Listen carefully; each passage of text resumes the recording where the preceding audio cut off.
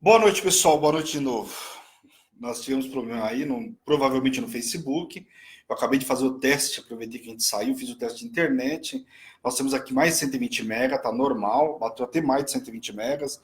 Então, possivelmente seja algum problema no Facebook. Então, peço a colaboração de vocês, peço desculpa e peço que vocês se conectem, que vocês compartilhem novamente para que o pessoal que saiu possa entrar. Normalmente são as pessoas que já estão acostumadas com a gente aí, vai voltar. Mas como você compartilhou também para os seus parentes, a rede de contatos aí, então compartilhe de novo em nome de Jesus, tá bom? Compartilha aí, eu vou dando um recadinho aqui, vou voltar aqui um pouquinho, só recapitulando, a parte já deu sinal que está normal aí.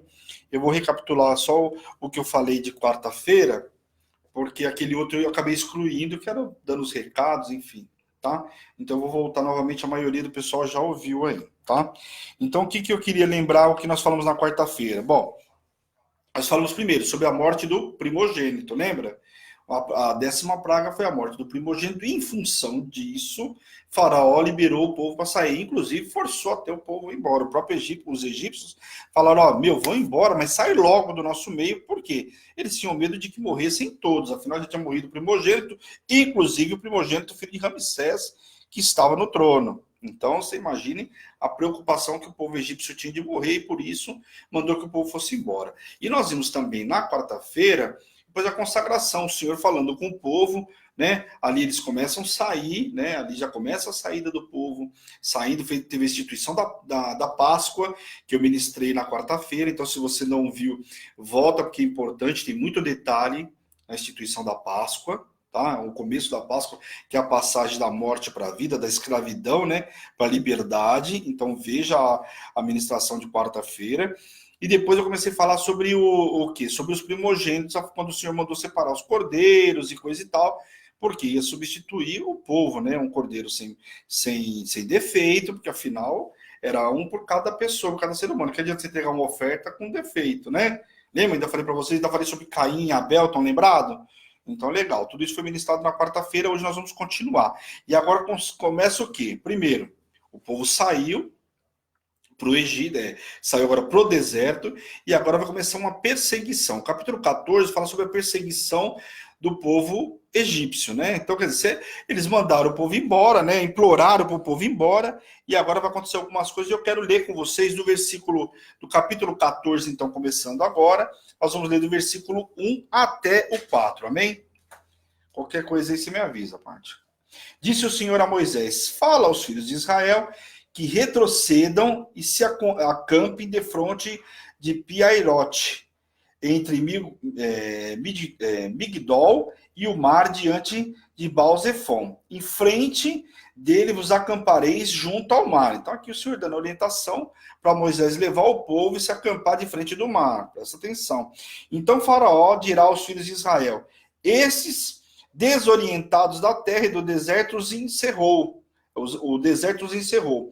Endurecerei o coração de Faraó para que os persiga, e serei glorificado em Faraó e em todos o exército. E saberão os egípcios que eu sou o Senhor. E eles assim o fizeram. Então aqui o Senhor falando o quê? Primeiro, para eles saírem, né? Para ir lá de frente do mar, né? Para se acamparem ali. E os egípcios, quando viram tudo aquilo, acharam que eles estavam o quê? Embaraçados, perdidos, não sabiam o que fazia, né?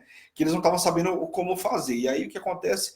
Faraó, o Senhor vai lá e endurece o coração de Faraó. Os egípcios notaram que a rota de escape de Israel era uma rota completamente diferente, não fazia sentido. E perceberam a mudança de direção do povo de Israel. O Senhor tinha dado uma direção para eles irem para um lugar. E o povo egípcio achava que eles iam fazer o caminho lá em cima, passando pelos filisteus. Lembra que eu comentei com vocês da quarta-feira? Se você pegar o mapa, tinha um caminho mais curto, ou seja, mais curto não, né? Um caminho onde não passava pelo mar. Como que eles iam passar pelo mar sem embarcação?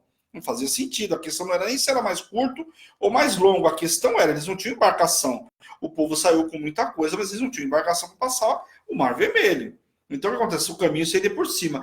Quando os egípcios notaram que eles estavam indo por um outro caminho, tomaram uma outra rota, achou que eles estavam completamente perdidos. Porque o que eles vão fazer por ali? Eles vão morrer, né?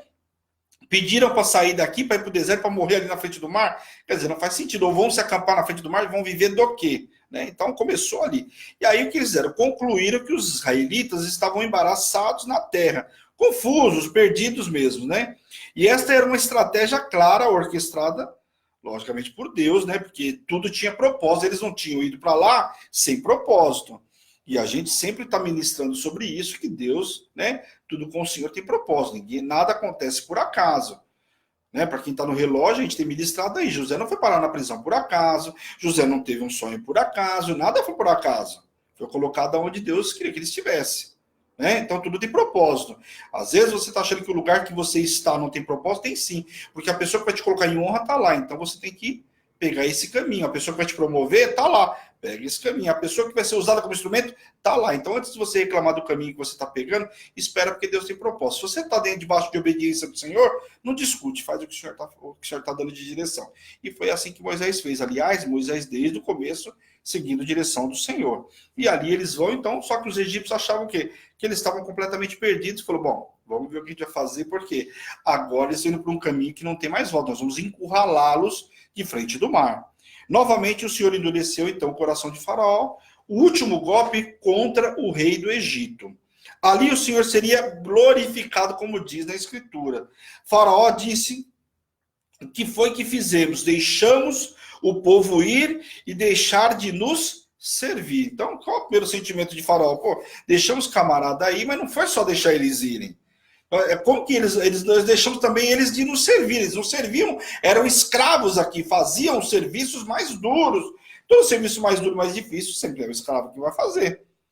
Então o faraó aqui estava com um sentimento do que, além de deixar eles ir, nós esquecemos que eles nos serviam e eles estão indo embora. Então se arrependeu, endureceu o Senhor o coração dele, evidentemente, se arrependeu. E assim Faraó tomou todos os carros do Egito e perseguiram, e era uma vantagem muito grande se comparado aos caras que iam a pé. Então, comparar um cara que está indo com uma carroça naquela época com um camarada que está indo a pé, era completamente desleal. Então, ele juntou todos os seus carros lá, os cavaleiros, os chefes, os bambambam lá dos egípcios, lá, os generais, enfim, todos os comandantes, e saiu ao encontro do povo hebreu. Então, ali, imagina o que aconteceu. Eram muitos, e por conta disso, os israelitas saíram o quê? Afoitos, né? Afoitamente. Quando o povo hebreu viu, né? Israelitas aqui é o povo hebreu, tá? Quando o povo hebreu viu que a movimentação dos egípcios vindo, porque a distância era grande, eles começavam a vir, começou a ver que eles vinham no encalço, o que acontece? O povo começou a temer.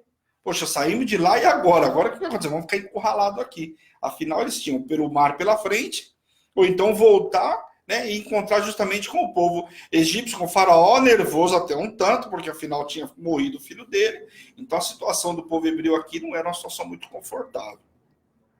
O medo tomou conta. O medo, na realidade, não é propriamente um pecado aqui. Só que acontece, entretanto, o comentário sarcástico dirigido a Moisés por conta do medo é que é o problema, né? Consequentemente, não era só a Moisés e também ao Senhor. Então, muitas das vezes, né, que o medo a gente não pode ter medo e que isso era pecado.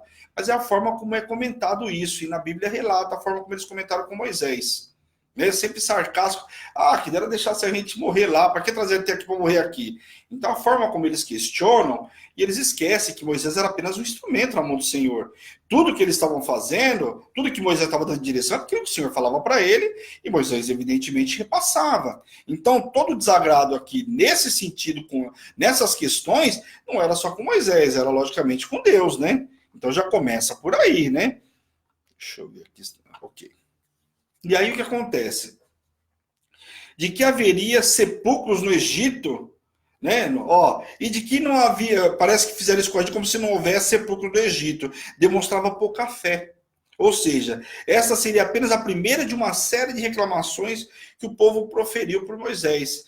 E a gente vai ver que ao longo eles vão reclamando, porque trouxeram a gente aqui, não tinha lugar suficiente para enterrar a gente no Egito, então trouxe a gente para o deserto para enterrar aqui. Então já começa aí os desagrados. Então, só que não para por aí, a gente vai ver que as reclamações do povo, elas vão por muito tempo. E se a gente for trazer para os dias de hoje, é assim, a gente vive reclamando para Deus que a gente quer isso, que a gente quer aquilo, a gente nunca está satisfeito. Às vezes o Senhor traz aquilo que a gente pediu mal, aliás, a palavra diz, né, que às vezes a gente não tem porque a gente pede mal. Quer dizer, a gente pede mal, o Senhor manda e a gente começa a murmurar e reclamar. Ah, mas não era assim que eu queria, mas foi, você pediu, você não especificou. Eu lembro até uma vez um testemunho que um pastor estava contando, já faz um tempão já que eu vi essa história. E o camarada ele falou que ele queria um carro, um carro. E aí disse que o pastor falou para ele: ô, meu querido, Deus abençoe, vou abençoar a sua vida, eu quero abençoar com você com um carro, o Senhor me abençoe, eu quero abençoar você também com esse carro. Aí ele falou: nossa, que bênção, só tem um probleminha, precisa comprar o motor do carro. Fala sério. O cara pediu tanto um carro, foi abençoado com um carro sem motor, de que adiantar? Ele queria um carro com motor para levar a família dele para a igreja. Lógico que é um exemplo, não sei também se isso é verídico ou não, mas é a história que o pastor contou na época e eu fiquei com isso na cabeça. Porque realmente a gente às vezes pede mal, depois a gente reclama, né? Eu quero tal coisa, mas de que jeito você quer? Nós temos um Deus que é um Deus de detalhe, então especifica. Eu lembro um propósito, eu não lembro agora quando que foi, que a pessoa falava: olha, hoje é o dia de você pedir para Deus. Pede para Deus de que forma que você quer, de que jeito que você quer. E Deus vai trazer exatamente nesse detalhe. Deus sabe. Mas Deus sabe. Mas fala para Deus. Fala o que você quer, de que forma que você quer. Nós somos um relógio de oração aí, ó. Tá aí a hora. Você tem aí, ó, 7 dias. Faltam mais 2 dias. Nós temos aí sábado e domingo para você orar. Então, se você não orou direito ainda, aproveita os últimos 2 dias e pede para o Senhor: Senhor, eu quero assim, ó. Tem que ser assim, tem que ser assado, preto, branco, né, colorido. Falar assim, falar assado, né? O carro tem que ter todos esses opcionais. É a hora. E eu já tive essa experiência com Deus e Deus me dá algo sobrenatural. Aquele dia eu pedi com um monte de mimo, mas ainda assim o Senhor me surpreendeu. Agora o camarada, né, não sabe pedir, aí não vai ter nada, né? O pouquinho não vai ser surpreendido ao extremo. Por quê? Porque você não sabe pedir. E aí o que acontece? A declaração do povo era: deixa-nos que sirvamos aos egípcios. Faz nos lembrar a primeira conversa, inclusive, porque ele falou: então faz o seguinte, deixa que a gente sirva os egípcios, porque vim para cá para morrer aqui, eu prefiro voltar e servir os egípcios. Isso foi a reclamação do povo. Olha a ofensa para o Senhor. E isso nos faz lembrar a primeira situação quando o faraó, né, recebeu Moisés e Arão. Lembra que Moisés e Arão? Moisés voltou e começou a falar: olha, eu não sei para que mandar para a gente lá, é em vão. E você vai encontrar lá em Êxodo, capítulo 5, versículo 21, que eu ministrei para vocês. Ele começa a falar: poxa, fomos até lá, né, voltar e tudo mais. Quer dizer, parece que é em vão. E o povo começa a reclamar aqui exatamente disso. Para que a gente veio até aqui? Né? E às vezes eu já vivi esse momento na vida da gente. Isso no comecinho da minha caminhada, já murmurei: para que o Senhor me trouxe até aqui? Para acontecer isso aqui, antes eu tivesse ficado onde eu estava. E isso, muitas das vezes, a gente faz consciente e inconscientemente. A gente só murmura, a gente só sabe reclamar: Deus está fazendo, e a gente começa a reclamar. Não vê que tudo isso que está acontecendo é propósito de Deus para que a gente viva a bênção superior. Mas a gente começa a reclamar por quê? Porque o nosso olhar não é um olhar espiritual, a gente olha na carne, na maioria das vezes, e a gente não consegue entender. Deus estava dando um milagre tão grande para esse povo, tirar eles, aquelas 10 pragas, precisava ainda assim murmurar disso, daquilo. Por que Deus me tirou daqui para morrer aqui? Meu, era tão pequeno, perto de tudo que Deus já tinha mostrado. Deus preservou a vida desses camaradas com todas as pragas, lá em Goza não acontecia nada. Isso por si só, já era para ter certeza. Se Deus quisesse matar eles, tinha matado lá no Egito mesmo com as pragas. Bota as pragas lá em Gozen também e mata todo esse povo. Então, olha como é que é. Só que a gente, às vezes você tá ouvindo agora, tá achando um absurdo o que eles fizeram. Pense que muitas vezes a gente está nesse mesmo naipe. A nossa visão está tão distorcida que nós estamos vivendo exatamente a mesma coisa. Nós temos reclamando, sendo que Deus já nos livrou lá atrás. E ele está falando: lá atrás era tão bom, misericórdia, o Senhor já tirou isso do seu caminho, você quer voltar? Não pega com a tua mão e traz de volta aquilo que o Senhor tirou. Se tirou é porque não prestava. Glória a Deus, bola para frente. Amém? Tem gente querendo viver do passado. Né? Viver do passado, misericórdia. Quem vive do passado é museu. Né? Vamos ler lá, capítulo 14, versículo 13 e 14. Vamos lá. Capítulo 14, versículo 13 e 14. De Êxodo mesmo, tá? Vamos lá. 13 e 14 diz assim: Moisés, porém, respondeu ao povo: não temais, aquietai-vos e vedes o livramento do Senhor que hoje vos fará, porque os egípcios que hoje vedes, nunca mais os tornareis a ver. O Senhor pelejará por vós e vós vos calareis. Olha a fé que Moisés tinha aqui. O Senhor tinha falado que ia livrar o povo, não tinha? E ele falou assim: então, calar, para de falar, para de reclamar, para de murmurar. Aliás, a gente tem hora que se Deus pudesse falar assim com a gente diretamente, né? Fala através da administração, mas muitas vezes a gente não ouve, né? Fala assim: quieta que eu estou fazendo. Eu não falei para você que vai fazer, então quieta, deixa que eu faço. Deixa que eu boto a mão, deixa que eu coordeno. O que você está colocando a mão onde eu não mandei? Eu não falei para você esperar que eu vou fazer? Só que a gente é afoito, né? A gente é desesperado, né? Deus fala que vai fazer, a gente quer ajudar a Deus como se Deus precisasse da nossa ajuda, né? Fala sério. E aqui o povo começa a reclamar. E aí Moisés fala, povo, ó, quieta aí, para aí, não tem mais. E isso é uma grande afirmação de Moisés, de fé de Moisés. Porque, veja, o Senhor não tinha falado para ele ainda o que ia fazer. Ele falou, aquieta aí, porque ali acho que ele já tinha entendido que o mesmo Deus tinha feito até agora ia continuar fazendo. Deus é o mesmo e não muda. Às vezes a gente está reclamando, mas é nós que mudamos, nós que rompemos a nossa aliança com o Senhor, nós que rompemos a nossa intimidade. Ah, mas por quê? Por causa do pecado? Lógico, o pecado vai te afastar de Deus. Hã? O salário do pecado não é a morte? Então você está dando vazão para o pecado. Onde está o pecado, Deus não vai habitar. A casa está toda contaminada, cheia de pecados. Você quer que Deus habita ali como? Não vai habitar. Ah, vejo o demônio, isso e aquilo. Vai ver mesmo. Então aqui, Moisés está deixando muito claro, é uma afirmação de fé. Ele já tinha entendido que Deus tinha feito e que ia continuar fazendo. E que Deus era o mesmo e não ia mudar. E nós vamos ver ao longo da história de Êxodo que Moisés vai mostrando cada vez mais isso. O povo murmurava, mas Moisés permanecia firme.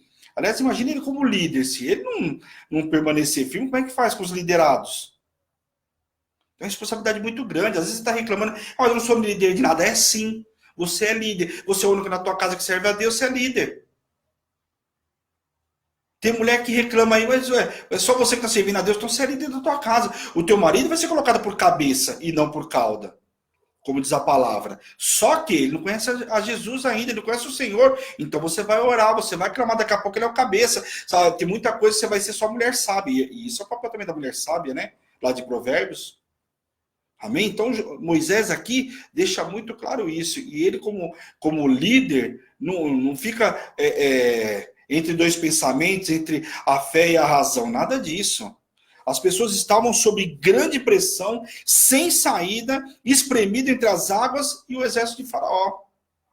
E aí Moisés fala assim, calma, olha, convenhamos, né? Você imagina, o cara olha, vindo os egípcios vindo lá em cima na montanha, ó, um dia de caminhada até chegar aqui, mas estão vindo, que eu tô vendo a poeira lá em cima, vai chegar aqui. Mas hora menos hora vão chegar aqui. E aí o cara ali de frente do mar fazendo o quê, Moisés? A gente vai nadando de braçada para ter o lado de lá, só que metade aqui não sabe nadar, não tinha piscina, não tinha treinamento, vamos fazer o quê? Presta atenção como é que era. Vamos ler lá agora o versículo 15 a 19, capítulo 14 ainda, versículo 15 ao 19. Que agora é a grande passagem do mar. Eles estavam encurralados, não tinham o que fazer. Os egípcios vindo, para quê? Para matar eles. Coração endurecido. Faraó se arrependeu do que fez. Estava vindo para cima deles, eles de frente do mar, não tinham o que fazer. Moisés, e aí, nos ajuda, porque não sabemos o que fazer. Moisés, um ato de fé. E olha aqui a resposta. Disse o Senhor a Moisés. Olha quando a pessoa tem fé, se posiciona, a resposta de Deus vem imediatamente. Olha aqui. Disse o Senhor a Moisés, porque clamas a mim, diz aos filhos de Israel, que marchem. Olha o que o Senhor fala. Por que vocês estão reclamando? Por que vocês estão chorando aí? É para vocês marcharem. Eu mandei vocês marchar. E aqui é aquele ato de fé. Né? Se o Senhor está mandando você marchar, marcha. Deixa que Deus vai desbaratar o inimigo. Deus vai criar o caminho. Se o Senhor está mandando você marchar, marcha. O que o povo fez? E tu levanta o teu bordão, estende a mão sobre o mar e divide-o, para que os filhos de Israel passem pelo mar em seco. Eis que endurecerei o coração dos egípcios, para que vos sigam, e entre nele, e serei glorificado em Faraó, e em todo o seu exército, nos seus carros e nos seus cavalarianos. Os egípcios ainda saberão que eu sou o Senhor, quando for glorificado em Faraó, nos seus carros e nos seus cavalarianos. Então o anjo de Deus que ia diante do exército de Israel se retirou e passou para trás deles. Também a coluna de nuvem se retirou de diante deles e se pôs por trás dele. Então o que o Senhor fala para Moisés aqui? Levanta o teu cajado aí, o teu bordão, amigão, e manda o povo marchar. Às vezes o Senhor está falando do milagre, mas a gente não dá um passo. E cadê o passo de fé? O Senhor não está mandando? Dá um passo de fé, querido. O problema é que tem muita gente que dá o passo sem palavra. Então, presta atenção que tem uma diferença muito grande. Ah, mas eu não, é lógico, o senhor mandou você fazer isso, não, não fez. Você não consultou o senhor, não clamou o senhor, não orou, não jejuou, não fez nada, e depois reclama que não dá certo logo, você não clamou o senhor. O senhor mandou você fazer esse negócio? Não, não fiz, não mandou. Então, o que você está reclamando que o negócio não foi bom? Que o negócio não deu certo? Aqui o que acontece? Clamou o senhor, o que o senhor vai fazer? Para de chorar aí, meu, marcha, acabou. E o senhor ainda manda o que? Os anjos à frente, e quando eles passam, o senhor fala, ó, para os anjos, ó, vai lá para trás agora, cuidar da retaguarda, porque aqui à frente já está tudo liberado, tudo resolvido. Presta atenção nessa palavra. O poder de Deus seria manifestado de uma forma tremenda, e o povo provavelmente pensava que o mar seria um obstáculo intransponível. Olharam o mar, meu, Deus fez todos os milagres, mas passar aqui o mar não tem o que fazer. Só se Deus, né, botar uma ponte aqui imediatamente, né, meu? Fala sério, descer uma ponte do céu ali, o que é isso? Para Deus era o impossível. Algo que era intransponíveis para eles, o que acontece foi a manifestação da glória de Deus. Ali, o Senhor estava fazendo o quê? O mar se abrir. E falou mais ainda para Moisés. Olha, fala por pouco, nós vamos passar com pés secos. Tem noção? Imagina você olhar para um lado e ver uma parede de água, olhar para o outro, uma parede de água. Né? Ou seja, aqui ó, divide, para todo o leito aqui, a água que desceu aqui vai embora, e aqui eu olho para um lado, uma parede de água. Tem noção do que é isso? Eu estava vendo outro dia na televisão que eles estão tentando fazer isso, não sei se é nos Estados Unidos, onde fazer essa encenação. Você já imaginou? Eu vi na novela a forma como eles fizeram lá, já a gente fica maravilhado. Imagine você num lugar e o senhor fazer esse milagre. O que era aquilo? Preste atenção. O poder de Deus, assim, de uma forma extraordinária.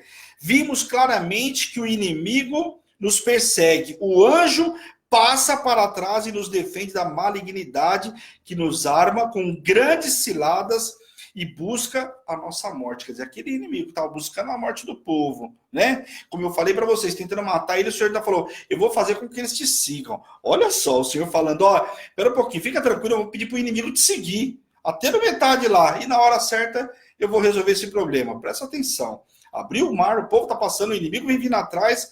Olha só. Então fez Moisés como o Senhor ordenara, e o leito secou totalmente.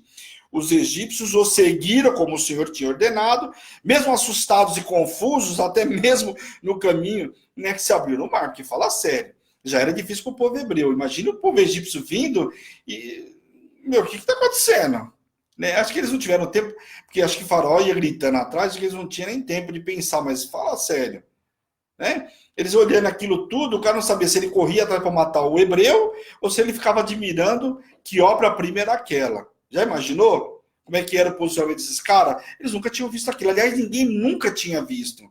Então, olha a situação, aquilo que Deus estava fazendo. Seguiram mesmo assustados e confusos, depois de ver o mar se abrir. O Senhor esperou até que eles chegassem numa hora certa, em um determinado ponto, e assim fez um alvoroço entre os egípcios. Então, chegaram até metade, lá até um determinado ponto, onde o povo hebreu já tinha saído dali, fez ainda o Senhor emperrar as rodas dos carros, presta atenção, que era para o cara não ter tempo de voltar, não ter tempo de fazer nada, ficando assim difícil andar. E os egípcios quiseram fugir, pois declararam que o Senhor estava protegendo o seu povo. Aqui o próprio inimigo estava declarando que Deus estava protegendo o povo dele. E eles tentavam voltar, tentaram fazer de tudo para fugir, mas o Senhor ainda fez emperrar a roda dos carros. Preste atenção. Então o Senhor deu ordem a Moisés que estendesse novamente, né, as mãos sobre o mar para que ele voltasse sobre os egípcios. Todos os soldados egípcios e os cavalos que entraram na parte seca do mar não sobreviveram quando as águas voltaram ao seu lugar. Então preste atenção, que milagre é esse, extraordinário, onde o povo hebreu passou aos pés. Meu, vamos lá, vamos fazer um parênteses aqui. Quanto que eu falei para vocês? Segundo os estudos, aproximadamente mais de 3 milhões de pessoas. Só de homens, eu li para vocês também na quarta-feira, e em números fala sobre esse censo, né? Teriam pelo menos 600 mil homens acima de 20 anos. Aí você pega mulheres, crianças, pensa os velhos, né? Ou, enfim, presta atenção à quantidade de gente que passou. Não estou falando que passou, que o Senhor abriu o mar para passar 50 camaradas lá, ou 70 lá que veio de Jacó. Olha a quantidade de gente que passou aqui. Vamos pôr que cada um aí tivesse homem e mulher, tem noção? Ó, pega aí, cada marido ali tivesse pelo menos uma esposa e um filho pequeno. Pô, nós estamos falando de mais de 3 milhões de pessoas.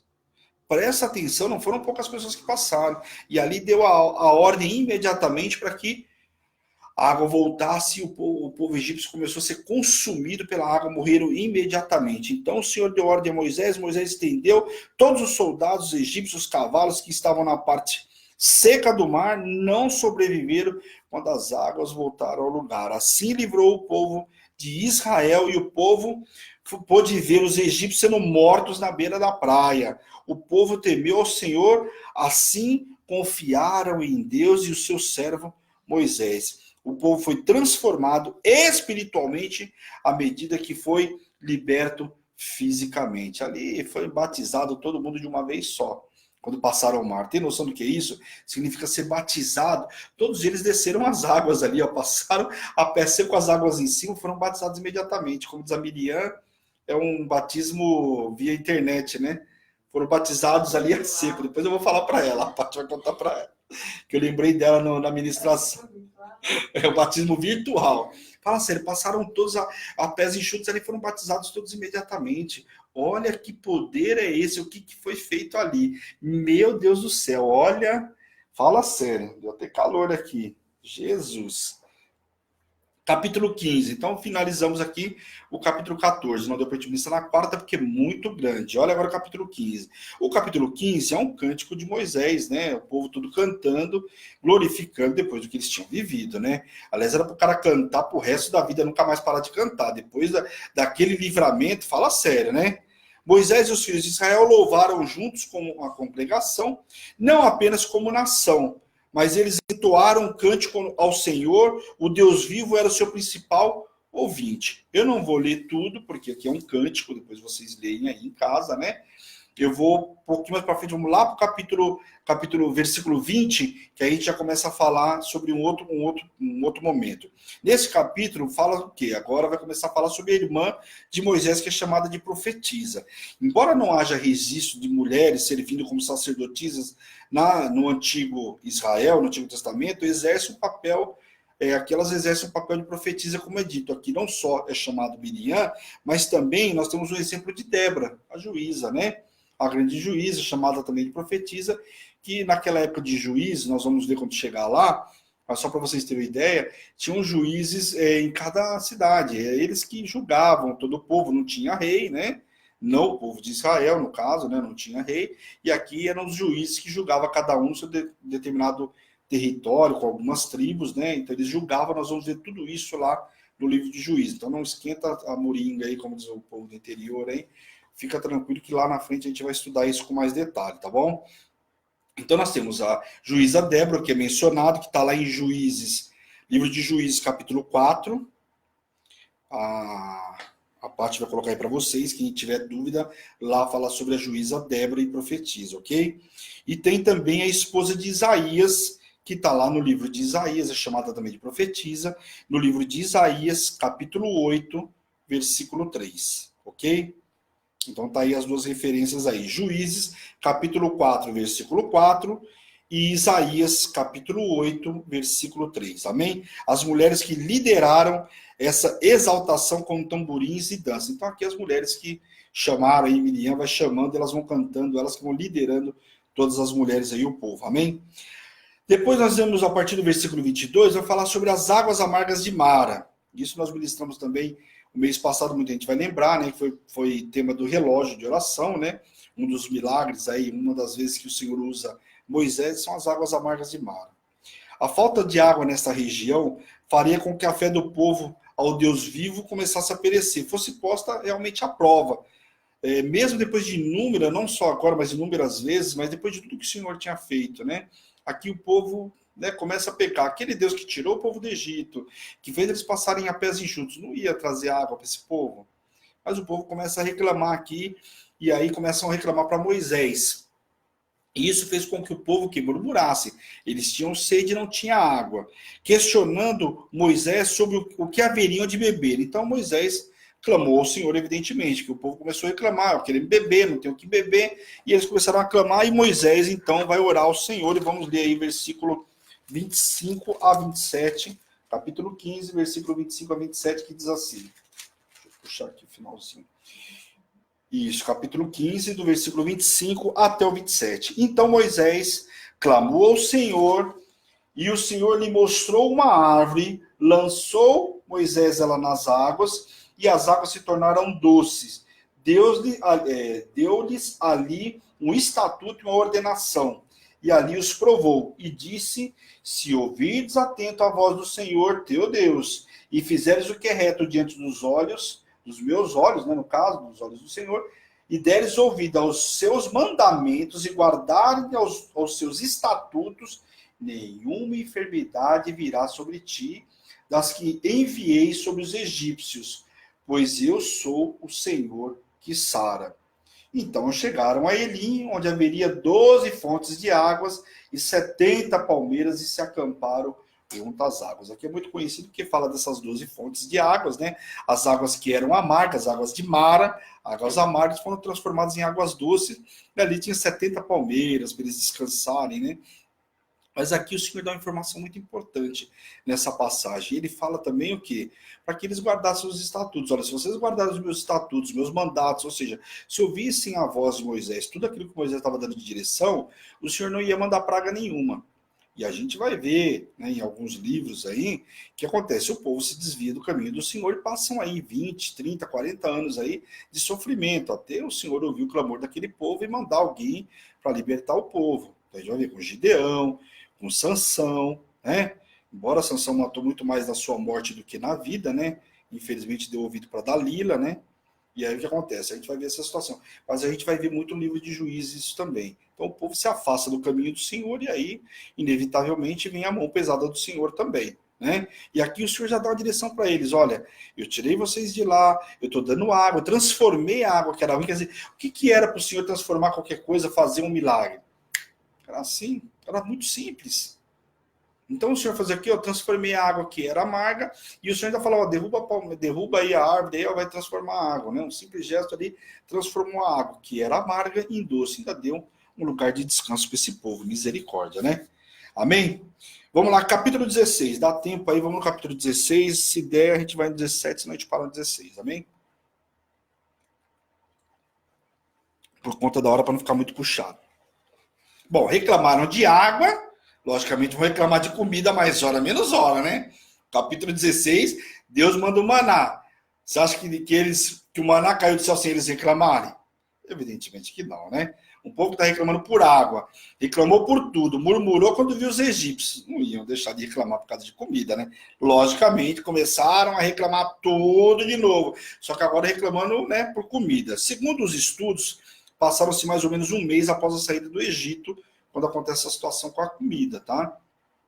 Talvez estivesse comendo aqueles pães, os pães que eles saíram correndo lá e levaram sem estar fermentado, lembram? Que foi ministrado na quarta-feira, se tiver dúvida, você volta lá.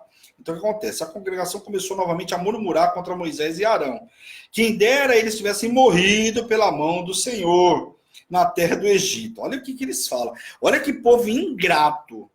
Que dera a gente tivesse morrido lá, até que fosse pela mão do Senhor. Mas lá no Egito, né? Olha só. Quando estávamos sentados, olha o que eles falam.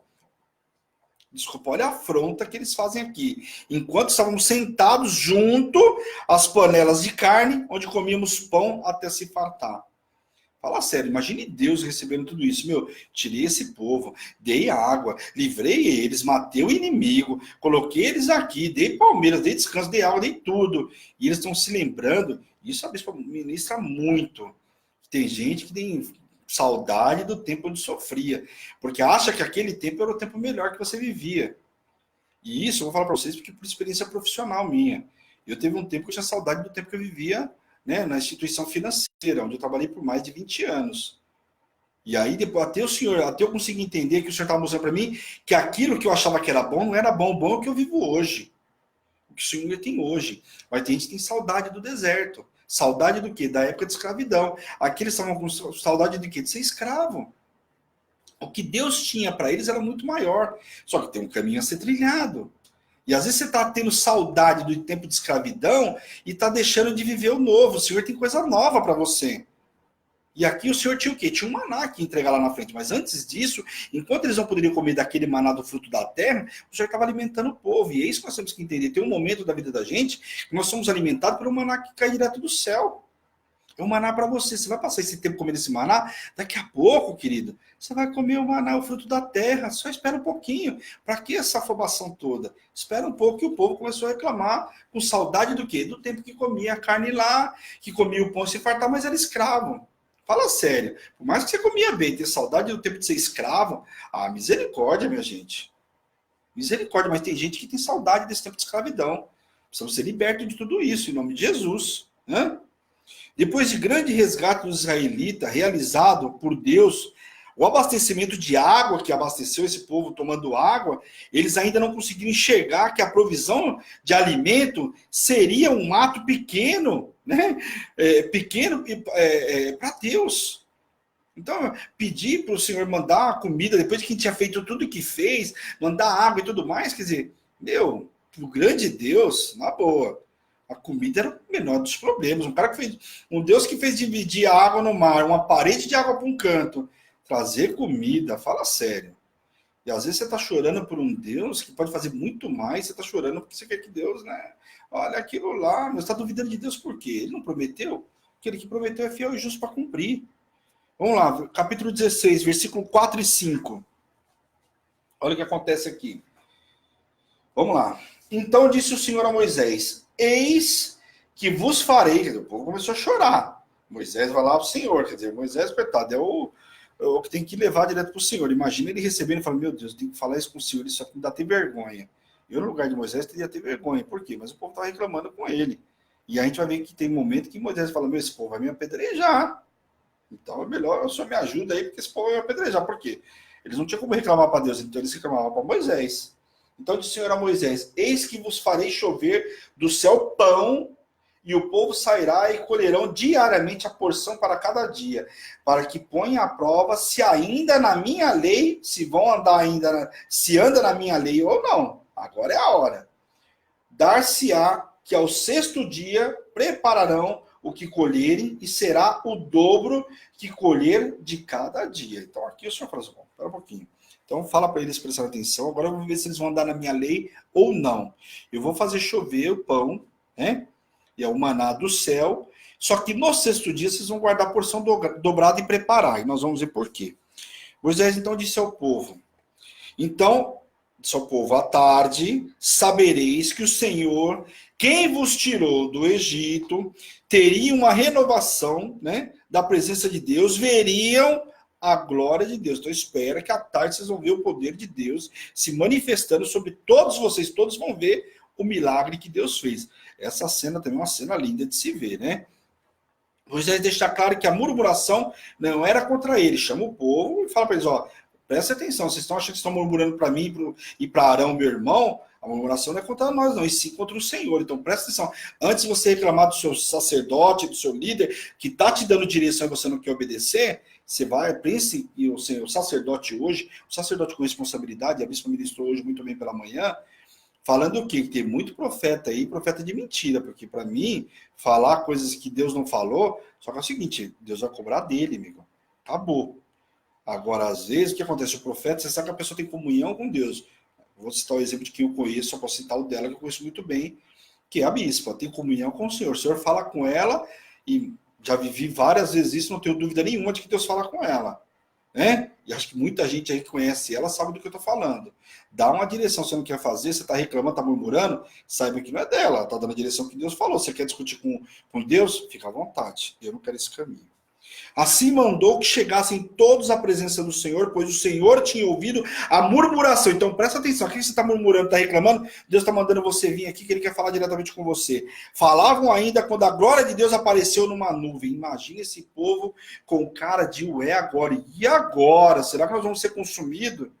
E agora? O que vai acontecer com a gente? Reclamaram, murmuraram, Moisés foi lá, falou com o Senhor, chama todo o povo aí, agora vou ter um tete a tete com eles. Eles vão ver o que é bom para tosse. E olha o que acontece. Vamos lá. Capítulo 16, novamente, esse aqui nós vamos ler bastante, pessoal, que tem muito detalhe aí. Versículo 11 até o 13, amém? Do capítulo 16, versículo 11 ao 13. O Senhor disse a Moisés: tenho ouvido as murmurações dos filhos de Israel. Diz-lhes, ao crepúsculo da tarde comereis carne, e pela manhã os fartarei de pão, e sabereis que eu sou o Senhor vosso Deus. À tarde subirão codornizes e cobrirão o arraial, pela manhã jazia o orvalho ao redor do arraial. Então aqui, além de mandar o pão, o Senhor ainda ia mandar o quê? Codornas. Esse povo estava reclamando, queria comer carne. Olha só, não queria comer só pão, né? E o Senhor, além de mandar o pão, ainda manda a carne para esse povo. Presta atenção o que o Senhor estava fazendo com esse povo. Que, olha só, Deus prometeu ampla provisão de carne e pão para Israel. O Senhor forneceu a comida para que os israelitas não tivessem dúvida alguma a respeito do que ele estava ao lado do seu povo e também zelava por esse. Então aqui é o Senhor dando uma prova de aliança. E o que o Senhor tem nos livrado todos os dias, o que o Senhor tem feito, tem mandado, é uma prova de aliança. Que aliança é essa que não deixou o povo dele morrer? E está mostrando para eles o seguinte: eles vão comer todo dia e vão comer do melhor da terra. Estou mandando pão de manhã e a codorniz à tarde. Você não vai precisar passar fome nem, olha o detalhe, e nem se preocupar com o dia de amanhã. O que o Senhor falou aqui, eu li para vocês? Por isso que eu fiz questão de ler alguns trechos para vocês. O Senhor falou o quê? Que amanhã tem coisa nova. Ou seja, amanhã tem um fruto novinho. Não é para você guardar para o dia seguinte, somente no sexto dia. Todo dia tinha maná. Você imagina você trabalhar todo dia e saber que no dia seguinte você vai ter o que comer? Fala sério. Só quem tem realmente aliança com Deus e sabe num Deus de propósito, um Deus maravilhoso, que não vai deixar você passar fome. Aliás, a palavra nos garante que o Senhor diz assim, que nunca viu um justo mendigar o pão. Então tá mendigando o pão, vê se você não está em brecha antes de você sair murmurando e reclamando de Deus. Porque tem muita gente aí que anda em brecha e depois está reclamando, hein? Ah, porque Deus não sei o quê. Você olha para servo de Deus, tô na prova, pô, 20 anos na prova, que prova é essa aqui? É repetente? É mais que repetente, né? Nós temos um Deus de maravilhas, de abundância, dono do ouro e da prata, e o camarada está 30 anos em prova. Misericórdia, querido, mas nem Jó não ficou todo esse tempo. E Jó era, né? O que era? Jó era propósito de Deus. Agora o cara ficar numa prova desse tanto todo, naquela época o camarada vivia quanto tempo? Vamos pegar que na época de Moisés vivia 150 anos, mais 140, 125 anos. Agora você pega hoje que a média de vida da população é 70, 80 anos, o camarada faz o quê? Quer viver 20 anos na prova? Ah, tá amarrado, sai pra lá, em nome de Jesus. Desculpa a minha sinceridade, mas olha, não dá não, né? Mesmo vendo o povo, mesmo vendo que o povo teve dúvida, perguntaram o que era aquilo. Olha só, o povo mesmo vendo que Moisés tinha acabado de falar, a movimentação do Senhor nas nuvens, mostrando para ele a nuvem de glória, ainda assim o pessoal perguntou o que era. Era o maná que seria transformado em pão. Logicamente caiu uns flocos, né? Aquilo ali ia ser transformado, né, em pão. Caiu o pão, né? Você não ia matar o povo lá, caiu um pão na cabeça do camarada lá. Caiu que os flocos e ali eles iam produzir o pão. Amém? Era o maná que seria transformado em pão. Haveria maná suficiente para cada pessoa. Ou seja, não ia faltar. Deus não manda algo que ia faltar para eles. Tinha um maná para cada dia. Dessa forma, ninguém precisaria recolher mais do que o necessário. Então, não adianta o fominha lá, o barrigudinho lá, querer recolher mais, porque vai dar para comer. Era o tanto que ia todo mundo comer. Não ia ser nem mais nem menos. É um tanto suficiente para saciar a fome de todos eles. A dependência diária dos israelitas para o maná era um ato de fé. Ali eles iam precisar aprender a ter fé e confiar no Senhor todos os dias. É difícil? É difícil. É fácil? Não, não é fácil.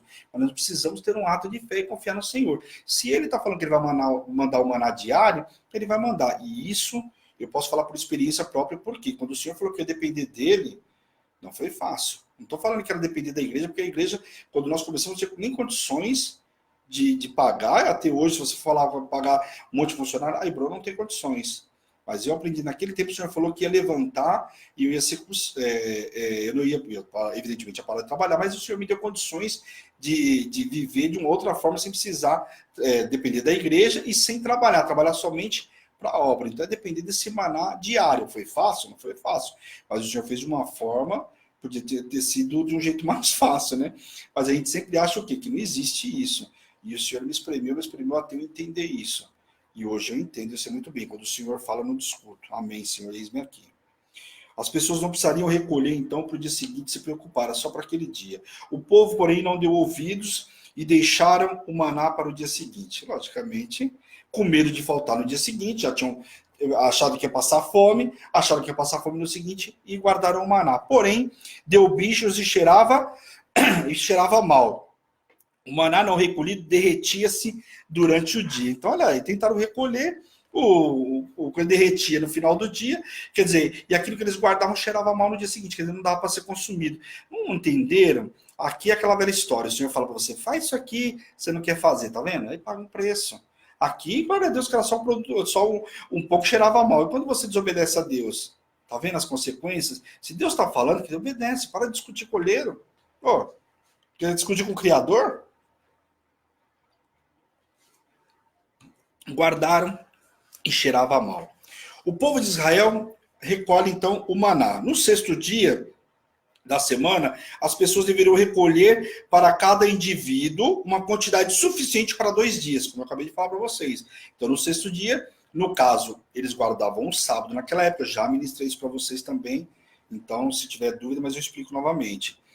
Naquela época, eles guardavam o sábado. Hoje, comercialmente, não tem como, porque hoje se guarda o domingo, por causa do mundo financeiro. Mas nós já vimos no Novo Testamento, o Senhor falando que ele faz milagre no sábado, no domingo. Hoje, o que nós temos que entender é, eu preciso guardar um dia para o Senhor. Então, no caso, as igrejas, a maioria das igrejas evangélicas, guardam o domingo, porque o domingo é o dia do Senhor. Então, você vai trabalhar 6 dias no domingo, você vai entregar a tua oferta na casa do Senhor. Amém? Então, eles recolheriam o alimento para 7 dias, até o sexto dia. No sexto dia, recolhia dobrado, para no sétimo dia não recolher. Amém? Em qualquer outro dia, o maná guardado estragava imediatamente e criava bicho. Estava até contando aqui para a bispa e para a Paty, falando, nossa, olha como Deus é lindo, né? Toda vez que eles tentaram guardar, cheirava mal, estragava, e aqui, que guardou para o dia seguinte, não aconteceu nada. Olha como Deus é lindo. Entretanto, na sexta-feira, o maná armazenado do dia anterior continuava fresco, como se estivesse acabado de ser preparado. Olha que Deus lindo. Ou seja, eles iam guardar para eles não precisarem fazer nada. Domingo era para guardar o dia do Senhor, se derramar no altar do Senhor. Alguns dos israelitas não respeitavam e não compreenderam as instruções de Moisés e saíram no sábado para recolher o maná. O Senhor se indignou com o povo, até quando, o Senhor fala, recusareis guardar os meus mandamentos e as minhas leis. Então, assim, até quando a gente vai precisar ouvir isso, que a gente não consegue guardar um mandamento, não consegue obedecer ao Senhor? Imagina o Senhor falando para você, o sacerdote chega para você, olha, o Senhor hoje mandou falar para você que até quando você vai discutir com ele? Até quando você vai discutir com a lei? A lei não foi feita para ser discutida, ela foi feita para ser obedecida. A ordem do Senhor é para obedecer, não é para discutir se está certo ou se está errado. O Senhor não fez os mandamentos, ele não pergunta para você o que você acha. Você acha que matar é bom, que não é? O que você acha? Devo mudar aqui alguma coisa? Não. Então o que acontece? É para ser obedecida, é para ser seguida, não é para ser discutida. E o Senhor deixou uma ordem muito clara, e o pessoal saiu no sétimo dia para recolher maná. Isso era a prova do quê? Que não estavam nem aí. Então, muito cuidado nos dias de hoje, quando o Senhor te dá uma direção, você quer discutir, quer fazer aquilo que está diferente do que o Senhor está mandando. É como se você estivesse fazendo exatamente a mesma coisa que ele. Você saiu do domingo para recolher o maná. O Senhor não falou para você que não era para você recolher? O Senhor não deu uma direção para você? Então obedece, querido. Não torna mais difícil. Olha, eu vou falar uma coisa para você. Desobedecer o Senhor só torna o caminho difícil e duro. E às vezes o caminho de volta, o retorno, pode trazer muita dor. Então eu prefiro obedecer. Amém? Aí vamos lá. Maná era era muito saboroso e também muito nutritivo. O alimento daquela época, segundo os estudos. Esse foi, até porque senão, como que o povo ia aguentar, né? Aguentar esse tempo todo.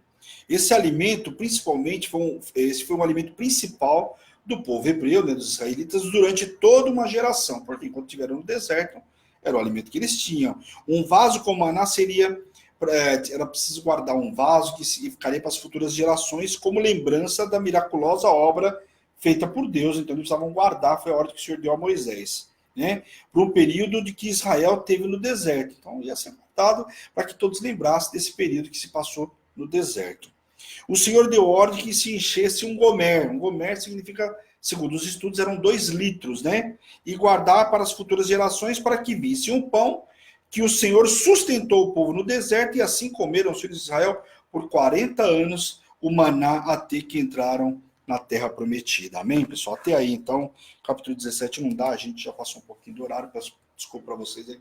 Passamos 5 minutos, também tive um problema aí com a internet, com o Facebook. Mas olha aqui, eles passaram 40 anos no deserto comendo esse alimento, né? E eles só foram comer o fruto da terra quando eles tomaram posse da terra prometida. Lembra que depois nós vamos ver aqui, né? Moisés vai mandar os 2 espias, né? Os 12 espias, e eles vão ver o fruto, e aí eles vão comer o fruto dessa terra, mas quando chegar lá, aqui está começando a caminhada pelo deserto, então tem muita coisa para a gente ver. Mas aqui uma coisa já ficou clara, o Senhor não ia deixar esse povo perecer, deu alimento para eles, né? Durante 40 anos.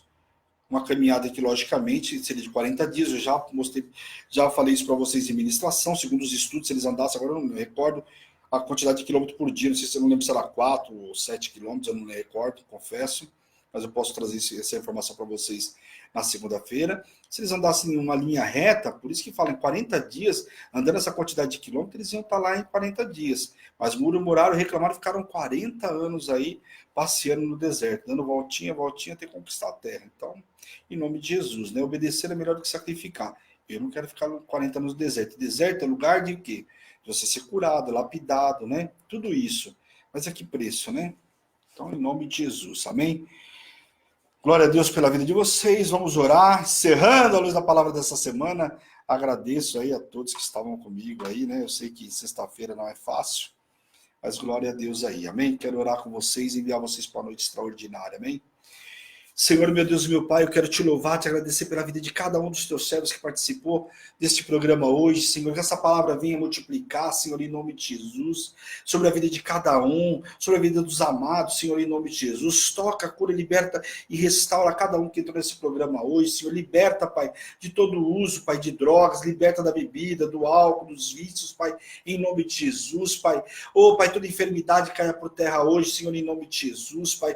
Eu como servo e ministro do Senhor, coloco o teu povo em liberdade para viver o novo, Senhor, em nome de Jesus, e envio eles para um final de semana extraordinário, debaixo de poder, de unção e de autoridade, em nome de Jesus. Amém. Amém, queridos? Vocês tenham um final de semana abençoado, né? Glória a Deus. Pessoal do relógio, eu espero vocês meia-noite, né? Meu horário, aliás, meia-noite é o melhor horário, viu? É o melhor horário é a meia-noite. Se fosse você tem outro horário, migra para meia-noite. Eu vou estar esperando vocês aí ligadão no 220. Meia-noite, sexta e sábado. Peço colaboração de vocês. É cuidado com o soninho, né? Tá frio, então o camarada deita e esquece do relógio. Então lembre-se que o compromisso não é comigo, é com o Senhor. Então eu espero vocês à meia-noite. Amém, pessoal? E aí os demais horários aí, 6 horas da manhã com a bispa, com o pastor, né? Meio-dia estamos no monte, amanhã, né? E domingo provavelmente não dá por conta do culto, mas amanhã estamos no monte e encerramos no domingo. Amém? Glória a Deus. Esta é Hebron, Igreja Apostólica Internacional, a minha terra prometida, a sua terra prometida, a igreja que te ama. Fazer o coraçãozinho. A parte já está aqui. A pupila da bispa, ela deixa aqui a dedo duro. Então eu vou fazer para vocês, ó, porque senão ela vai dedurar para a bispa. Pessoal, um beijo grande, fica na paz do Senhor. Até segunda-feira, até domingo, né? Em nome de Jesus, amém? Fica na paz, um beijo grande, tchau, tchau. Pessoal da rádio,